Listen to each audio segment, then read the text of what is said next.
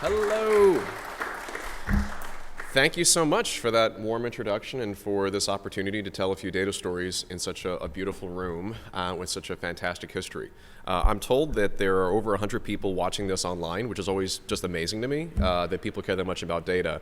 And so with that, I want to do the best that I can to provide some context, tell a few stories, and then open it up for questions. This stuff's much more interesting when there's a chance for us to share some examples and we have all the technology, the cameras, the lights, the microphones to make it as easy as possible for the majority of people who are participating in this event who are remote to chime in with their questions as well and hopefully have a fun set of conversations.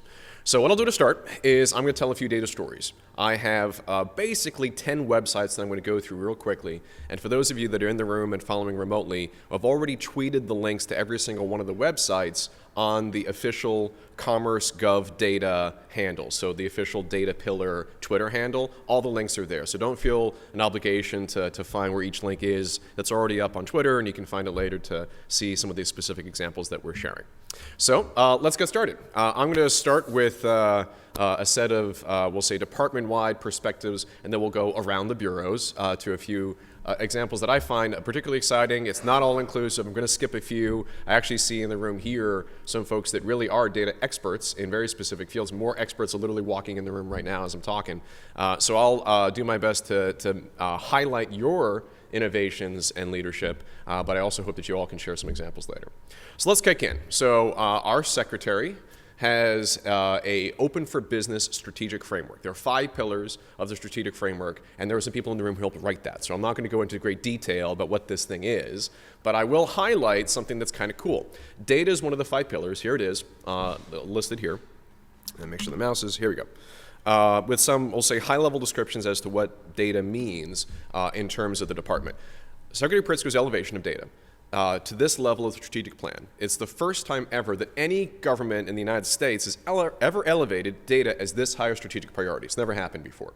A lot of that, of course, is because of the fantastic history of data in the department. Secretary Pritzker, in her own words, said that when she came in, she saw a lot of inventory, a lot of products, so to speak, in a digital equivalent, a data inventory that was not being recognized for its value, and in some cases not being fully utilized. So you can imagine, I don't know, Amazon looking at a warehouse full of books thinking, wait, really, no one's buying this stuff? Hold on a second, we don't even know where the books are going, we can do better here. And that was one of the, in her words, as I'm paraphrasing, the original inspiration behind setting this up as one of the top 5 pillars for the strategic framework. Has anyone not seen this, by the way? Any curiosity? No one's going to admit to it? Anyway, so hopefully no surprises here, but I just want to give it a level setting of the foundation. This is where a lot of these great ideas started. So the headline for today's session was creating jobs and saving lives. So let's talk about some job creating ways in which our department is actually fueling the economy. Now I think of data as a fuel. Data is not something by itself that has any value. You can't eat it, can't drink data. It's useless by itself. It's only when data is put in context, when it helps to make a decision, when it feeds into a product, can its value be extracted. And we know now from the fantastic history of building on top of the history of what the Census Bureau has been doing since Article 1 of the Constitution, same thing for NIST and PTO, we know that data can fuel job creation. But what's fun about this modern scale is that a change in volume, the big data of today, the change in kind has become a real change in the system, right? Because there's so much more, we have more opportunities, we are fueling more jobs, but it also means it's harder for us to count it. One of the ways in which we're trying to better understand where are those new business opportunities is by creating products and services that can help businesses grow their own businesses. They can grow and find out where they need to go next. This one example here from the Census Bureau, it's called the Census Business Builder, one of a few different products from Census that's specifically targeting small businesses and even a few large ones. They're trying to figure out, where do I open up that next branch? Where do I open up the next ice cream square? Where do I open up the next delivery depot? Again, with Secretary Pritzker's experience, where are there high concentrations of senior citizens where there's also a low concentration of healthcare facilities? That's business op right there. How do you map that? How do you figure out where that is? And how much do you have to pay to figure that information out? Because of fantastic products like the American Community Survey and others, we actually have that data. But data by itself is useless. You got to put it in context. And so this is one example of how Census is providing the story around that information and a little bit of a lightweight tool to help folks figure out exactly where they should open up that business, how to answer that question. Another example here, this is City SDK. Show of hands, how many of you have used City SDK before? Digitally? One, thank you, John Ratliff. Okay, one person in the front row. Fantastic. If you've never used it, this thing's really cool. Basically, City SDK is a translator. Again, with another census example, with the statistical history of the Census Bureau has obviously some of the most fantastic statistical accuracies and disciplines with the greatest rigor, really just about anywhere in the world. We teach other nations how to count people. It also, though, has led to a jargon, a language, a history, a technical science of statistics that is not universally understood. For example, a lot of folks in the census world speak of parcels. The average person doesn't know what a parcel is. How many people know what an SDK is? Very few folks even know what that translates to, which may be a branding question. But the reality is that a lot of data has to be translated to individual use cases. It's as common an understanding as the fact that we all speak different languages in the world, right? And that's probably not going to change anytime soon. So how do we translate data in the same way to make it hyperlocal? City SDK does that. This is FedScoop's innovation of the year last year, this one product, built not just by the Census Bureau, but also, and I'll scroll down here to give a little more explanation for those that can see. Built in collaboration with some presidential innovation fellows and some other federal agencies. This thing basically translates local data, local examples to the languages that you're used to. Convert something to a zip code, maybe more commonly understood than a parcel, for example. This suite of data translators, data integrators, is being used in more examples, by more businesses than we ever imagined in the beginning.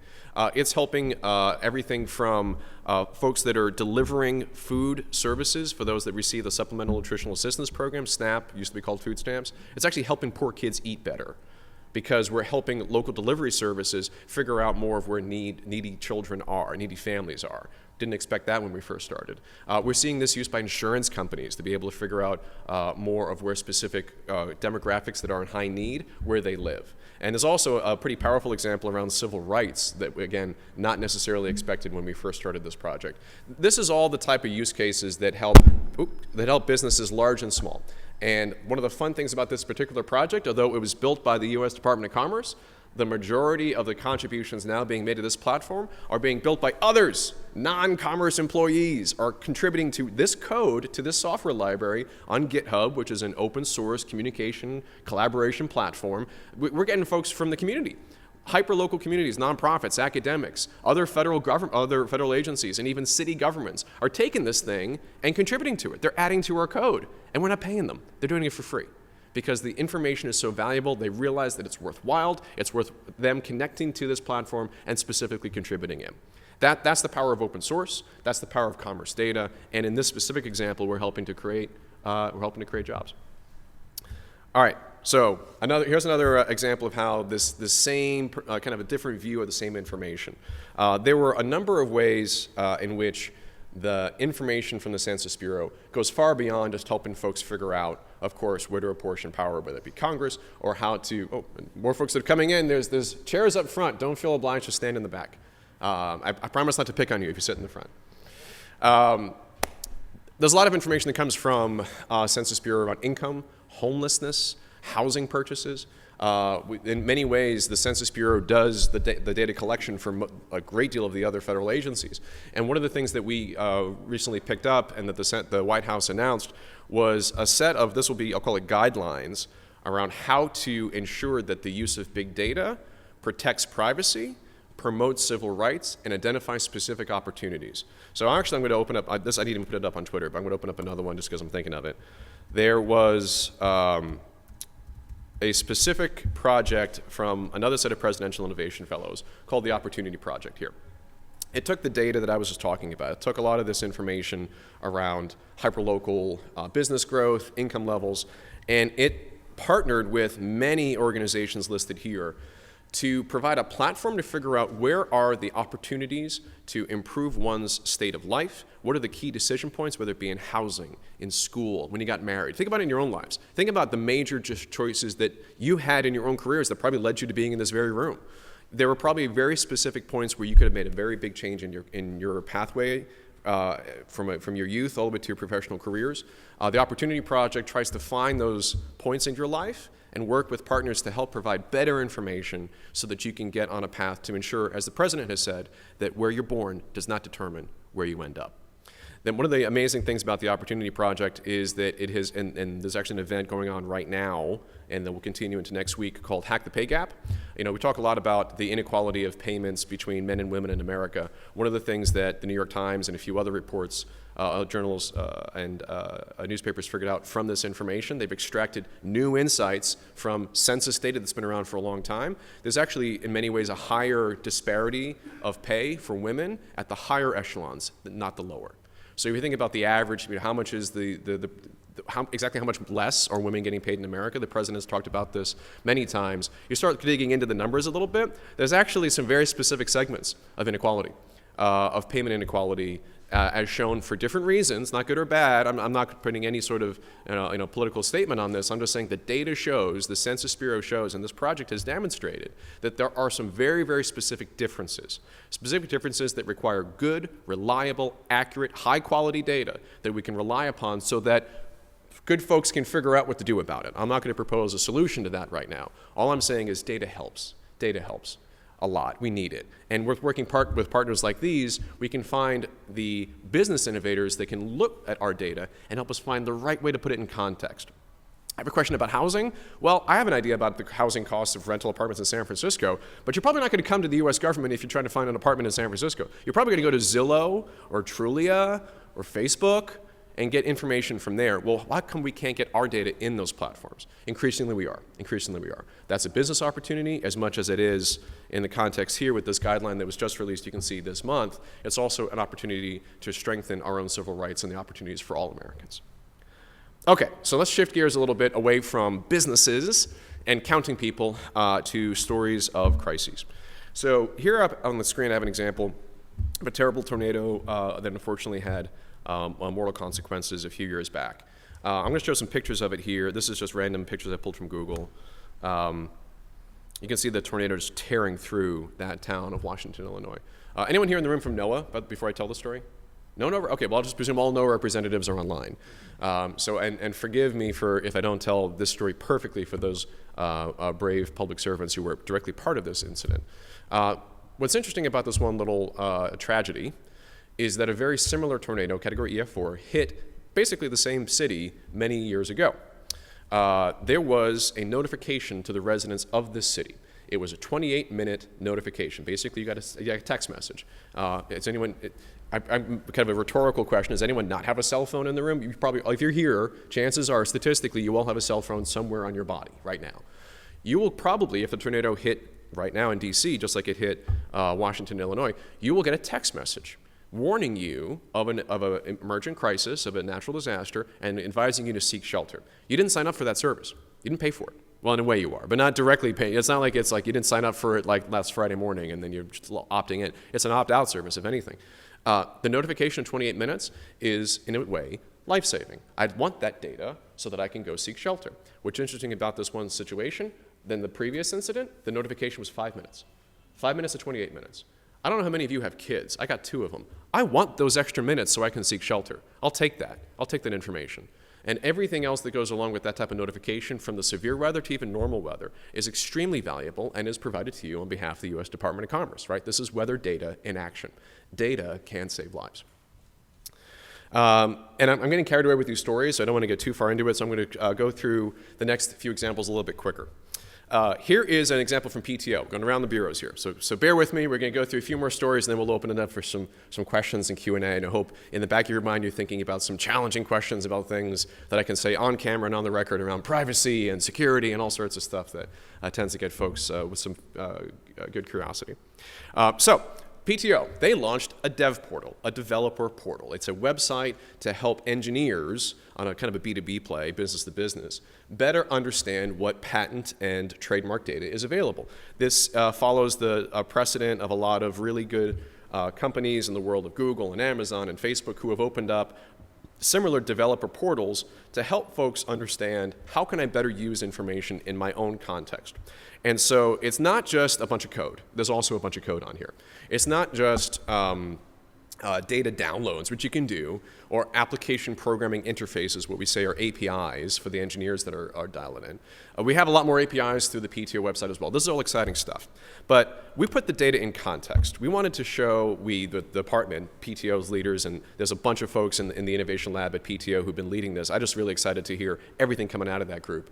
The innovation lab recognized, rightly, that you can't just give another download. Good, but uninteresting, and probably no one's going to understand how to use it. You got to put it in context. And one of the things that they did here was include stories of data, in addition to developer access to data. And here's one that I find particularly compelling. What you're looking at is the utility patent application and grant count. There's two different visuals, basically a count of foreign versus U.S. origin patent issuances. And as I scroll down here to this wonderfully beautiful interactive page here, you'll see these two lines intersect. The orange line are foreign entities, American entities. The blue line is foreign entities. So what you're seeing is right here, more foreigners are receiving U.S. patents than Americans. Not good or bad. Maybe it's an idea you can think about the implications of that. But the data shows that crossed. It goes back, it's only to 1962 here, 1963. But think about that in terms of the American history of invention, of innovation. On some level, our system crossed over.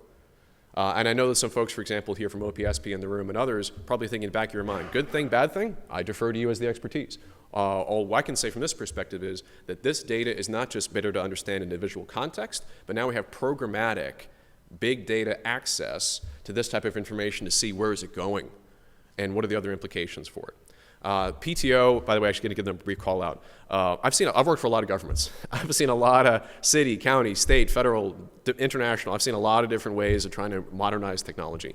PTO has one of the best modernization IT development plans I've ever seen. And that includes some big tech companies that I've worked for. The ambition of PTO is fantastic. What they're doing to improve search, what they're doing to improve quality of life, basic efficiencies from email to counting your work hours. It's all mobility plans. It's all in there. It's all in there in a really fantastic way.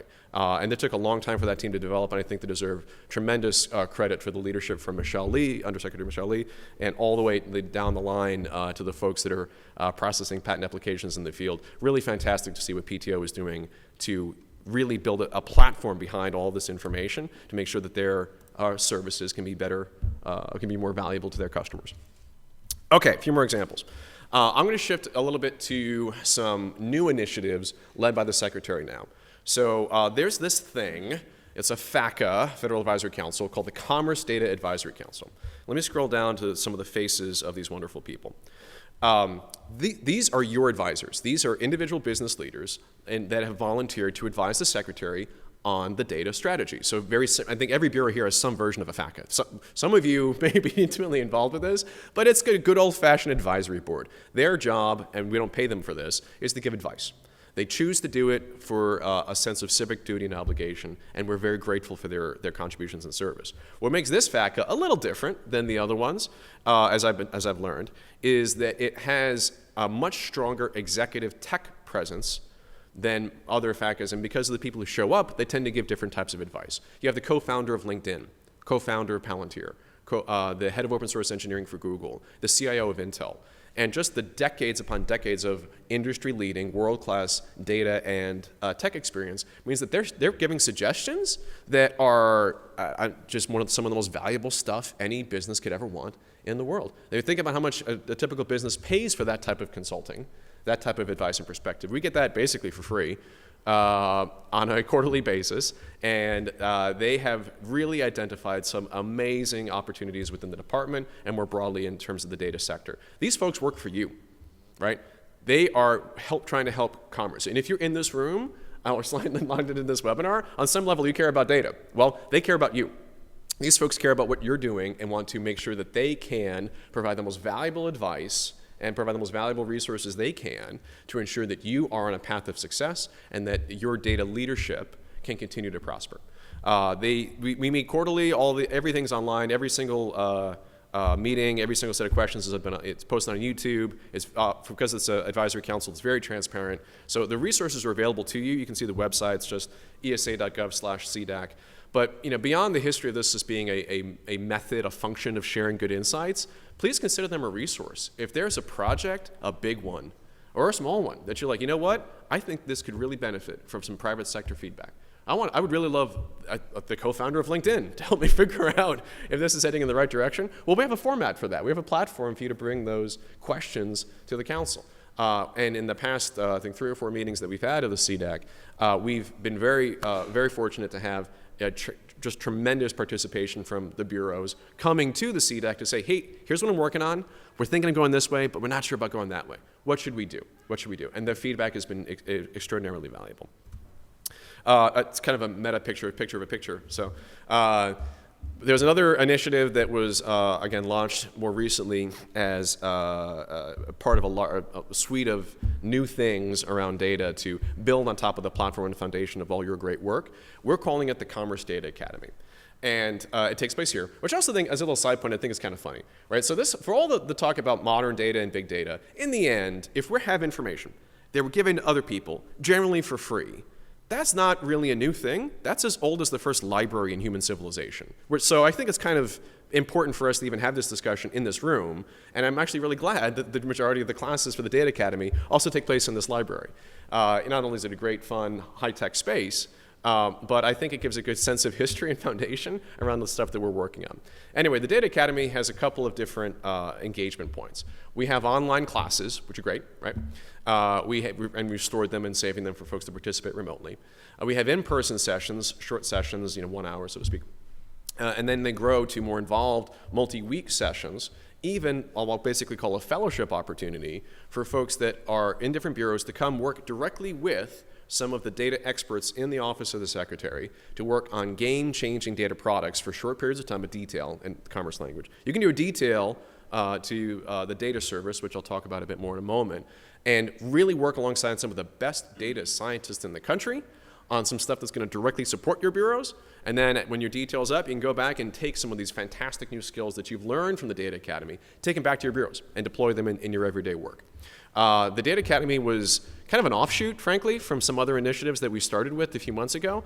And it was not a big goal of ours to have a giant school built inside the Department of Commerce. But in the first day that we launched this thing, and the first announcement went up, we had hundreds and hundreds of people, I think it was like 648 people, sign up in the first 24 hours, which is kind of weird because typical sessions like this, as you can see here, tend to draw maybe 40, maybe 50. We had 600 in a day. And after the first few weeks that the announcements went out, we had over 3,500 people sign up to participate, probably many of you sign up to participate in the Data Academy. That's never happened. We keep asking, is there any precedent for that? We can't find one. If you know of one, please let me know, because I'd love to figure out how they scaled that training session. But that is the level of interest from commerce employees for some of these skills, and I think it's just part of my excitement to see you all here, because it speaks on some level to the desire that we all have to get better tools to accomplish our jobs. There's this other thing we launched. So I'm almost done with the stories here, and then we're going to open it up. Data by itself, can only do so much, and we have, and as we worked with the different bureaus on different initiatives, found that some of the best data was simply not recognizable, not searchable, not discoverable. And a lot of it is because, well, it's complex and hard to understand how to use. And so the big focus of the work that we've done in the past 6 months has been to improve the usability of the data. How easy is it to understand this stuff and start to put it to use? And in working with bureaus, we found a few examples. Let's just, what's one that I like here? Let's go with the Hail. I like the Hail example. So in working with NOAA, we heard that the Hail data set was extremely rich, very valuable, but that most folks couldn't really understand how to start using it. And so we said, okay, let's see if we can help with that. Let's see if we can put it in context, provide, and I'll scroll down really quickly, for the engineers in the room, code snippets, so that you can take some of this information that normally would be very hard to understand. The syntax isn't there. You have tables that say things like div 1, div 2, call 1, call 2. You're like, what does that mean? I don't know. How do you use that stuff? How do I understand how to even download this and begin to put it in effect? Well, we explained a bit of that and provided examples of how you can use this information in your own products, services, businesses, nonprofits, whatever. What we've seen for some of these examples, and I'll go back here to see just the different tutorials, so to speak, we have taken data consumption time from months to hours. It took months for folks to use some of these data sets and figure out how to actually put it to any sort of use. Now it's down to hours. Now, admittedly, it is a bit for engineers usage, but that's the ecosystem play. If it takes months to even get to this information, to really understand how to use it, that means that the average person is never going to see it, really, right? We have to find some intermediate way in a wholesale versus retail to get this information out to more people in a format that they can understand and use more readily. The data usability project is also this example here. You can see it's on commerce.gov. Has its own batch of really exciting partners and business leaders that are seeing the potential here, from OpenStreetMatch, Macbox, Microsoft, some of the big data companies that I can list through that'll be rolling out their own contributions to these set of tutorials very soon.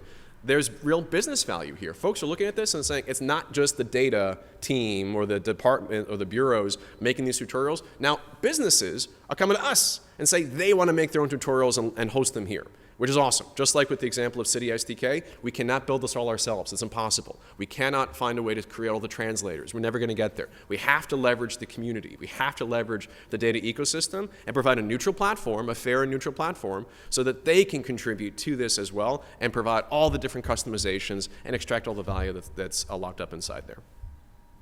And my last story here, before I open it up, and almost exactly on time.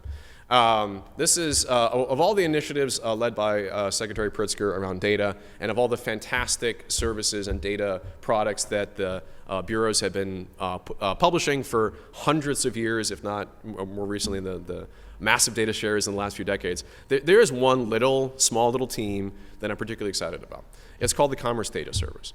Commerce Data Service is something that was launched earlier this year, and it's basically your resource for the bureaus to come in and support you in some way to help build products and services of real value to help you in the accomplishment of your goals. So if you're a bureau that says, hey, I have a data problem, I want some help. I have a data question and I need someone to experiment with me. Or I need some data training. I need someone to come in and help me build some capacity to either recruit new talent, train existing talent, or retain top talent that is thinking of going someplace else. This is the type of service, these are the types of services that the data service delivers to you. You are our customers. And in the initial few months of the Commerce Data Service being around, we're very proud to be working with, right now, 5 bureaus, and some of them are smiling in the room right now because we're very excited about working with them, to build some really exciting stuff. The Opportunity Project that I mentioned earlier, that was a data service project with the Census Bureau. The Data Usability Project, and you saw the partners there, that's another example from the data service. This is not built by some random dev team hiding in some random blue carpet office for the secretary. These are folks that are working for you in partnership with the bureaus to help figure out the right problem, scope it out, get the code, get the data, and build stuff that can really help people in whatever mission you have. The services of the Commerce Data Service are as diverse as the goals of the different bureaus represented here. So we're building APIs, we're consulting, we're helping procure stuff. Some of the direct results are not just helping to figure out who are the American companies that are not yet exporting as much as they should be, and perhaps can, an ongoing experimentation and project with ITA, represented back in the room there. We're also looking at all the infrastructure that's going to help deliver that. So for example, Commerce now has approval to use something called Amazon Web Services, AWS. For the engineers, I'm seeing a few nods of the faces from those who get that. Okay, so basically if you're an engineer, you need a way to build code, right? You need to build a way to build software, and but every major business in America right now does that in the cloud. Until very recently, Commerce did not have that capability. We could not log in anywhere legally, security-wise, and build software.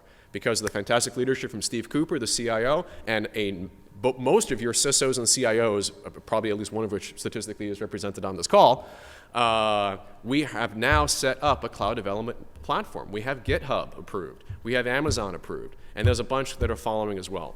The opening up of those tools so that we can build these products internally is such a big deal, such a big deal, because it really talks about our own capabilities to insource some of this essential products. We don't have to only rely on contractors or vendors. We need them every other day, but for some of the essential tools, why can't we build it ourselves? Why can't it be something that we internalize and develop in-house with the different frontline business leaders inside the bureaus that understand the tools we actually need at the front lines?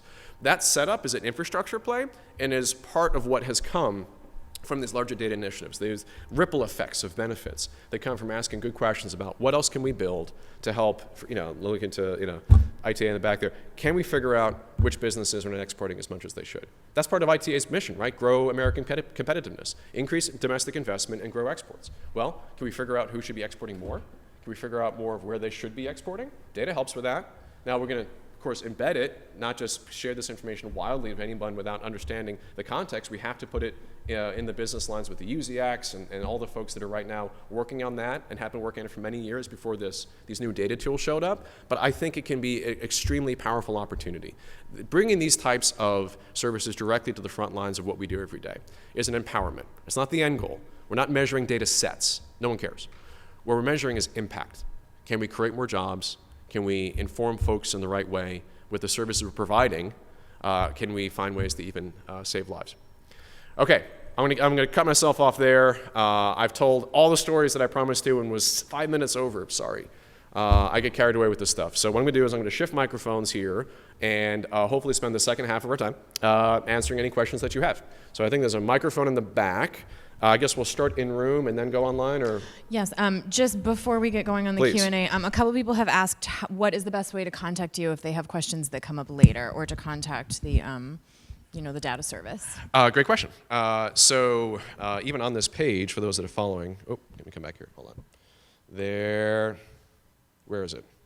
There should be there it is, contact us, right there. That email goes to me and a few other leaders within the Commerce Data Service.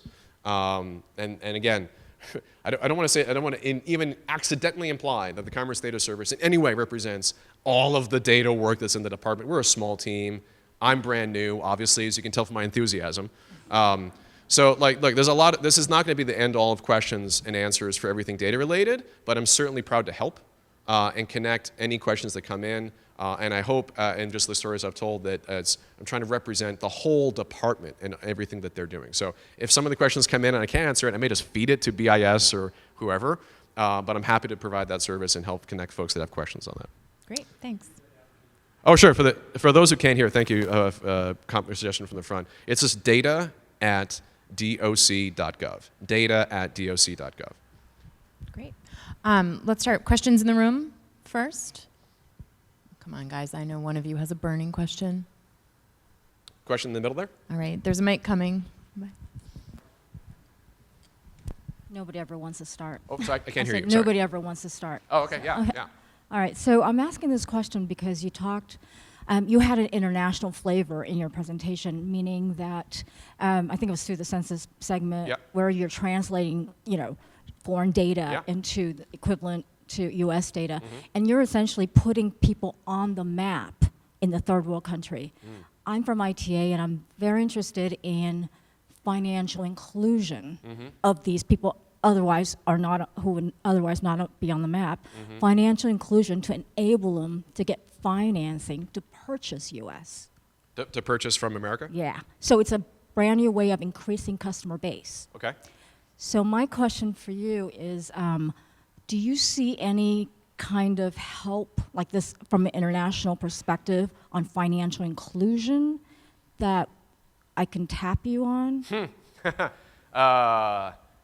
Yes, obviously. Let me think about this. So let me preface this by saying I'm an engineer, I'm not an economist. So what I'm thinking through right now are more, scientific responses to the question than an actual contextual answer to the question. I can't help but imagine that there are complicated factors around that challenge that you're working on in terms of is the money available, language translation, cultural issues, legal barriers, any number of, we'll say, business constraints. And so I'd imagine any one of those factors would have data to help provide and identify opportunities. It's particularly around the international equity space. I will say that there are some folks at BEA in particular, and also in Census Bureau as well, who publish a lot of it and collect a lot of information around the exchange of goods and the exchange of services. And those, you can almost picture like a map with a bunch of arrows going in different directions. That information has, I think, tremendous potential And that as far as I can, that I've been working with BA and Census, they've said, and Nick Rossini, if you know that guy from Census, he's really brilliant on this stuff. He's identified that there's a lot of opportunity to extract insights from that information that has not yet been seen. And so my hunch, after learning more about your question, would be to go straight to Nick and say, hey, I think your data could actually be kind of helpful with the answer to this question. Could we just kind of do a little brainstorming session on it? So I'll it's not a full answer to your question, but I'll say that I have an idea for where I would start, and I'd love to talk offline about how to take the next step beyond that. But let me make a meta point. If you have a specific project where you think data can help, and you're trying to figure out how to bring more of that information into your line of work, we would love to hear about that. And I have a hunch, especially if it's some of the mission-enabling services that you're talking about, there's someone else in the department who has information that can help you get to a better answer. The trick is just figuring out how access to that data. How hard is it to understand? How timely is it? How historic is it? Like, there's some aspects that may be a bit challenging, but actually in the ITA example, one of the things that we did in the current project was not just use our own internal information, us, the department. We bought data from the outside and brought it in, and we matched it together, saw some really interesting, we found the insights we were looking for, and that's something that I think we just recognize. We're not opposed to buying data from elsewhere, but as long as it's closer to the folks working in the front lines, that's where I think where the best opportunity is. And that's something that the data service is supporting right now with ITA. I think there's a gentleman behind you who may have more questions. Look Praveen right behind you. He'll have, oh sorry, ma'am, I don't know if you know Praveen behind you. That gentleman behind you would have more details on some of the opportunities with ITA. Yeah. Oh, you work together. Oh, okay. Well, good to know. So we should talk more. Okay, other questions? All right, well, I have one from the virtual audience. Someone had a question about the U.S. policy of open data. Should the U.S. not leverage open data to force other countries to open up their data also? Whoa. Josh, you want to take that one? Forcing other countries? What do you think? We don't force other countries, says Josh. So apparently no, is the answer Josh gave. Let's give a legal context. How many of you are Executive Order M1313? John, again, man, he knows everything. Our president issued an executive order, which of course has the power of law, around open data. It's the 13th executive order from 2013 in that category. It was a landmark executive order. It had bold and fantastic ambition for how all federal information, as long as it's not private, confidential, or has impact of security, must be made open by default. Open by default. Just want to think about that for a second, because that was one of those powerful statements that, like, oh, I hear it all the time, but like, wait, what does it actually mean? Wait, hold on a second. Does it mean like every email is like going to be something that everyone can see as I'm writing it? No, it's not in process draft. It means that let me give you an example. If you have a PDF file published by your bureau, and the Census Bureau, on census.gov, I can actually do the search in a second. If you search for this number of PDF files on census.gov, you'll have millions of PDF files published on census.gov right now, live, open information. Not very searchable because it's a PDF file, but we're working on it.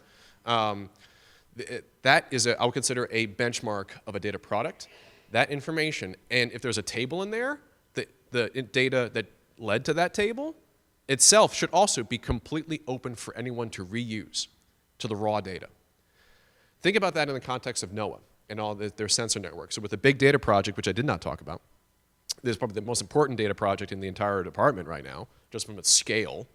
The big data project for their, to open up by default their sensor network leads to roughly 70 to 80 terabytes of real-time streaming information per day. 70 to 80 terabytes per day. That's really expensive for Google to deal with, and Amazon and IBM and Microsoft and, get this right, Google, Microsoft, IBM, Amazon, and the Open Cloud Consortium for University of Chicago. Those 5 organizations, it's hard for them to figure out how to do 80 terabytes a day. And so making things open by default is actually kind of hard. Not just physically, in the case of NOAA, financially in terms of its impact on certain sectors, but even culturally. Am I really going to share everything with everybody? Really? By default, all of it. Yes, that's what the president said in his executive order. Now, to the question of leadership, how are we doing on that executive order? How effective are we at accomplishing that goal? You can see on data.gov, which I also didn't show, data.gov, fantastic website, fantastic initiative, is supposed to be the home of all of our open data. And in general, we've done a very good job of contributing as much as we could to data.gov. But I think it's also fair Am I being yelled at? Oh, sorry. Sorry. I just assume that someone's yelling at me, especially for what I'm about to say. It is mathematically accurate that on data.gov we also have a performance card. We're being assessed for how well we're doing on complying with that executive order. Any guess as to what percentage of the data we've shared from all the department's data that we have? It's an inventory. Like it's from 0% to 100%. How much have we shared open by default? Any guesses? 2%? Very close. I came up with 1 through my best estimate when I first showed up. 1% of our inventory. So to the question, we have a policy, we have the law, we should force others. Yeah, I guess, through leadership. But I think the best way to lead, to force others, is leading from the front. I think the more that we can affect our own policies and comply with our own laws, the better we will be at encouraging others to follow. I will also say this. A lot of the open data work in the United States follows stuff that the United Kingdom did 15 years ago. The Brits got a head start on this one. Not good or bad, they just started earlier and have had more data to more businesses with more investment behind it. They have a whole digital services team that makes the American digital services team look tiny. And so I would say a lot of what we're doing now is actually building on top of their initiatives. And if anything, some of their digital services work has been scaled back, unfortunately, and ours continues to grow, I hope. I also think that there's a real opportunities for us, especially at the Department of Commerce, to go even further in demonstrating the potential for what data can do. We are America's data agency. We give more data to more people than any other government on the planet, right? And the NOAA's websites in particular are some of the most popular websites in the world. They compete with Wikipedia for like web traffic. It's amazing, right? So we already are giving more information out and leading from the front, but there's still so much more that we could do given the amazing potential in all of your bureaus. All right, question, yes. Oh, please, yeah, comments, yeah, please. I mean, my team, IT has worked very closely with Ian and Jeff at the Commerce Data Service, and I think just to put a plug in for that team because they are extremely helpful, they are very innovative, and for us, the biggest benefit has been, we're a bunch of economists, and when we present data, we think about other economists, right? Yeah. And what we need to get into is this new mindset about how do we actually target business, right? I mean, whether it's something like a match.com or whatever else, I mean, how do we provide information? And the title of this thing, whatever, creating jobs, saving lives. I mean, yes. That's a concept I think that we need to start thinking much more about. And if you need any help, just get to Jeff and Ian and the whole crew, and they're extremely helpful on this respect. Oh, so thank you, Ian. No, I appreciate it. It's been an honor to work with you. Okay, a little time check. Any other questions? I have one more story if no one else is going to ask a question. I have one more virtual question. Okay. This person is a database data administrator, and they would be interested to hear your thoughts about data quality control in the data service. Whoa, that's two-part. Okay, data quality control. If the person is still online, I guess I have a follow-up by what you mean in that context, but I'll split it up and infer something in the question. Data quality control, hugely important. There are standards in many of your bureaus. I'm just thinking about so Jerry, like he's laughing because he knows what I'm going to say. The controls around information that comes in from DHS and the process controls, identification controls of information and tracking numbers before the information on, we'll say loosely, exporters goes to the next round. Extremely strong historic data controls around protecting that information. For those in the Census Bureau, I've read through many a book on the protection of private information. Let's look at talk to any climatologist about how important it is to track temperatures. You already have in your bureaus better data controls than I can speak to, mostly because they're highly customized to your work. That said, from a database administration perspective, there is a larger push around something that is super geeky, so I won't spend as much time for the folks that are in the room here, but around what we say is metadata. It's not the file itself, think like a Microsoft Word document. It's not that file, it's how you describe that file. You probably see this in your own lives. When you send an email attachment, what do you call your files? When you receive it, do you just rename it to your own thing so you can store it on your laptop and know how to find it later? That's metadata. That's metadata of a file. There's a lot of metadata on all types of files, and I love about data.gov is the technical standards around metadata. Because from a database administration perspective, It allows for a cross-government, and not just federal governments, city or state, county, and cities as well, can share data and describe the data set so that it is more easily understood from an administration perspective, not just to manage and protect and understand data. What exactly counts as private information? Is it just a name? What if you can redact the name? Well, what if the name could be re-identified? Oops, right? Like, how do you define that? What does that even, to be able to understand that, that's all metadata that is the responsibility of many a database administrator, and that's a whole science and a whole field around how to do that effectively. I have a tremendous respect for our friends at GSA across the street who have set up what I consider to be the best collaborative metadata structure around information so that we can have better quality control, timeliness, but kind of the attributes of a good data set tends to be more real-time, better depth, better history, good descriptions. You can kind of come up with 100 different descriptors, attributes of a data set. They've led with that, and I consider that to be the gold standard for good data quality. Great. How important is enterprise data management to the value of future data products? Hugely. Well, let me ask you a question here. How many of you think or consider, how do I say this? I'm going to say this. Oh, I was going to ask it another way, but let me rephrase this. Any enterprise architects in the room? Let me ask it that way. One, thank you, sir, for your work. Okay, I was hoping for more so I can talk in my natural tech language instead of trying to retranslate it in my head. Okay, enterprise architecture. Funny thing, in terms of our own ability to have a system-wide view of data. Right now, can you search every data set in the Department of Commerce? No, you can't. Can you search all the data sets in your own bureau? Probably not. Probably not. If anything, you're probably going to the website to figure out some of the data from another office in your own bureau. I know because I've done it myself. The Department of Commerce has an interesting structure. In many ways, it's one of our most fantastic strengths. And from an enterprise perspective, a technical perspective, it's one of our most challenging weaknesses or opportunities. We have a federated structure, right? Bureaus have independent authorities. CIOs have independent authorities. Just because I can use Amazon Web Services doesn't mean that you can, because your CIO has the right to reject the other CIO's authorization, as they should. That's the authority that they have, right? And so from that historic setup, the congressional appropriations and everything that goes with that, basically, it means that we don't have, by design, an enterprise architecture for the department. Not good or bad, just the technical difference. We don't have that ability within our system now. So given that structure, we can throw up our hands and say, oh, to hell with it. We can't figure out how to connect folks. Or we can come up with business processes to solve very specific problems. I'll give an example. Census and NOAA are working on what I'll loosely call the Coastal Cities Initiative. So because of rising temperatures, because of climate change, there are certain parts of the country that are going to be more impacted by climate change. More severe weather, rising tides, and not necessarily helping all folks. The Census Bureau knows where people live. They know where people work, right? So NOAA and Census are working together on a coastal resiliency initiative. They don't have the ability to search each other's files. Not that they should necessarily. But they have business folks within the bureaus who understand the risk, the real risk to our nation, and are helping to coordinate and overcome physical, cultural, language, IT, database barriers to solve a real problem. In my mind, that's enterprise architecture in action.